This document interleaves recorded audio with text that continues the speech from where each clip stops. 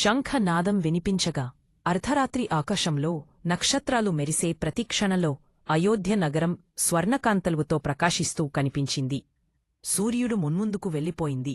కాని ఈ రాత్రి మృదంగం, ఘంటారావం వంటి సంగీతన గుండెను కరిగించేలా వినిపించింది. కథకు ఒక ప్రత్యేక ఉత్సాహాన్ని నింపింది.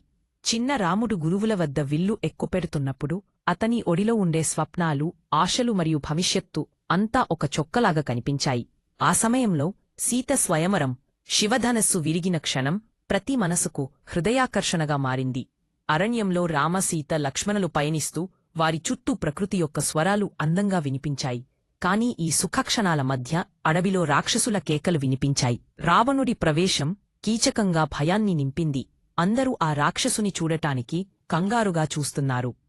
యుద్ధానికి ముందు హనుమంతుడు సముద్రం దాటి ఎగురుతున్న మహిమ దృశ్యం, వానరసేన యుద్ధానికి సిద్ధమవ్వడం వంటి క్షణాలు తమ పూర్వీకుల గౌరవాన్ని తెలియజేశాయి. బంగారు లంకలో రావణుడు గర్వంగా నిలబడతాడు. అతని కళ్లలో ఆత్మబరోధం కనిపిస్తుందని అందరికీ అర్థమైంది. రాముడు అనగాతమయమైన సంకల్పంతో ధర్మం కోసం యుద్ధం తప్పదు అని అంగీకరించాడు.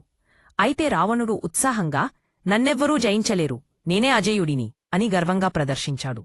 క్లైమాక్స్ మొంటేజ్లో రాముడు అగ్నిబాణం సంధించినప్పుడు సీత అశోకవనంలో కన్నీళ్లు పెట్టుకుంటూ ప్రార్థిస్తున్న దృశ్యం ఆత్మవిశ్వాసాన్ని కలిగించింది.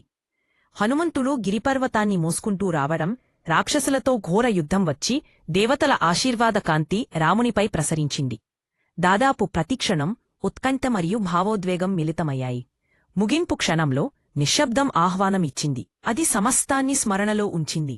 స్క్రీన్ చీకటిగా మారి బంగారు అక్షరాల్లో టైటిల్ వెలిగించింది, రామ శాశ్వత కథ. ఈ క్షణంలో బ్యాక్గ్రౌండ్లో శ్రీరామ జయరామ జయ జయరాం అనే గానం వినిపించింది. అది ఈ పురాణానికి ముగింపు మరియు ప్రారంభం మొదలైనట్లుగా